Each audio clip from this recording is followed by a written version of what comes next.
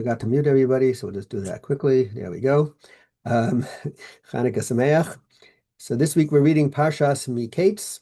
The plot thickens, as we say. We know that this whole section between last week's Parsha, this week's Parsha, next week's Parsha is all seeing and Hashem working behind the scenes, manipulating everything in order that the Jewish people are going to end up in Egypt, the family of Yaakov, right? And this week is a major piece of that situation where, beginning of the Parsha, Paro has some dreams, and the butler remembers that there was someone in the jail who had interpreted his dream. So anyway, they bring out Yosef. He interprets the dreams. Paro thinks that's amazing, and he appoints him in 2 seconds from slave. He now in jail. He becomes the second most powerful man in Egypt, and of course, he's prepared for the famine. 7 years a little more than, well, 7 years pass, and they had the years of plenty,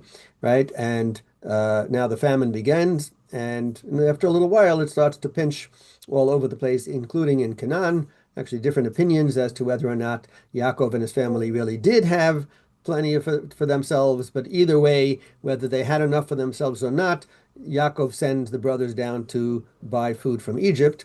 According to the opinions that he did not have, that they did have enough, it was that we don't want to look like we have more than everybody else and stand out. So everybody else is looking for food, so we're also gonna go and buy food as well. So anyway, they go down to Egypt and they come in front of Yosef, and Torah tells us that he recognizes the brothers. They did not recognize him.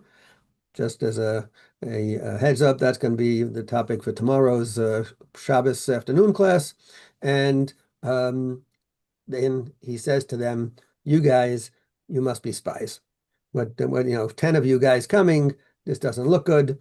And why did he accuse them of being spies? So Ramban proposes that, first of all, they looked very like very chashuva people, very respectful people, and where are the servants? They didn't bring servants. How come these guys are coming themselves? Normally you would send servants. They looked a little suspicious.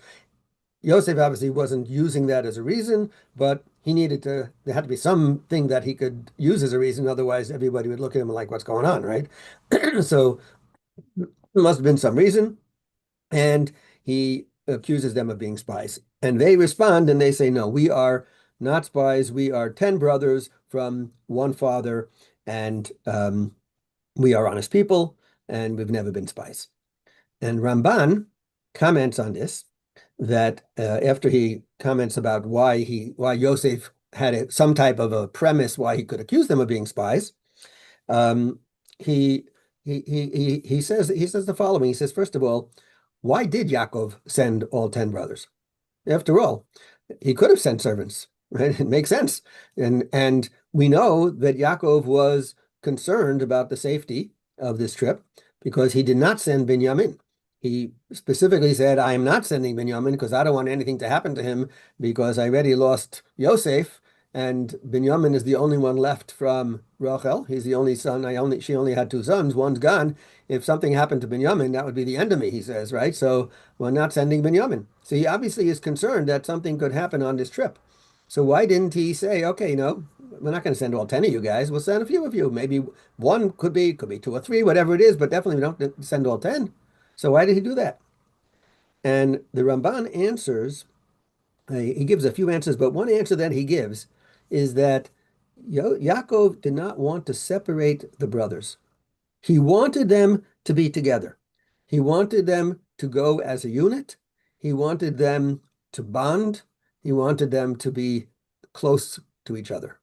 And what he is saying is that it was very important that if they go together, then they're going as a unit. They're going and creating a stronger bond between them, and separating them would make that bond a little less by having few of them would go, few of them would, it'd be something making a distinction between them, making a separation. He didn't want to do that. He wanted to strengthen the bond between them, and that was very important.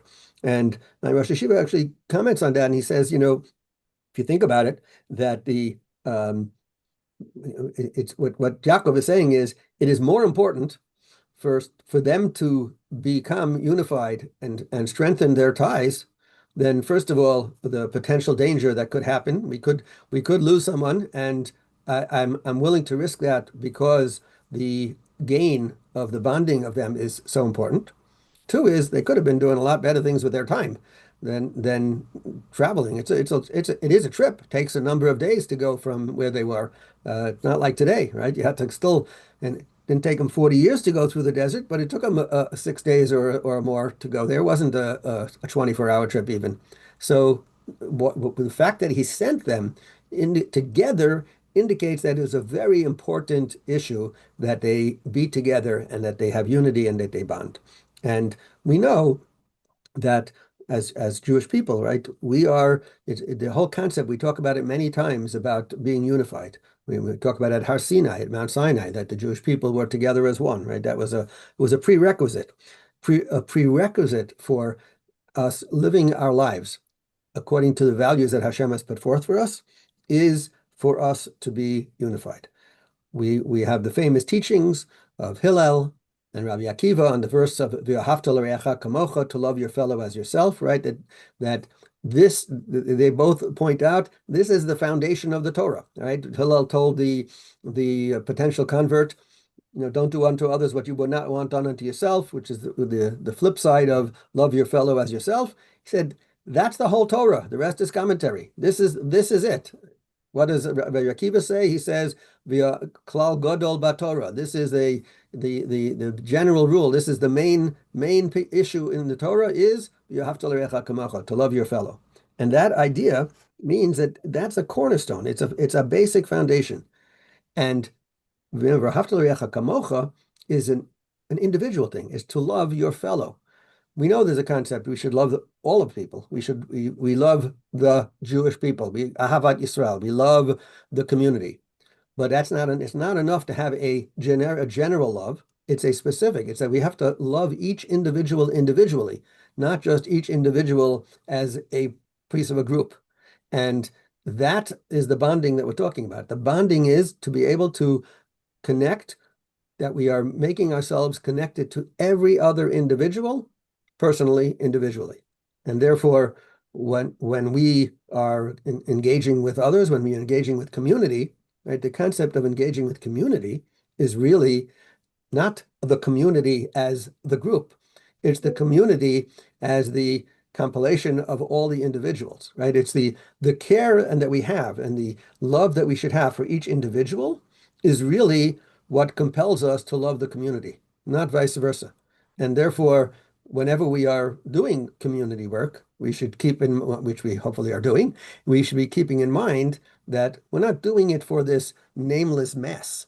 We're doing it for every single individual, and we're looking at it as because we care about the individual. And actually, Rabbi Hirsch, someplace else, points out the idea that, and I think it was with the story of the Tower of Babel, is that the community is only about the individual, and you have to be, and the big issue there was that they lost sight of the individual and cared about the community. So when we do work for the community, we have to make sure that we are not losing sight of the individual, and because it's the individual ultimately that is what counts, and it's that bonding. And going back to Yaakov, that he wanted to make sure that the brothers bonded with each other personally and connected personally, and that is what we are striving for.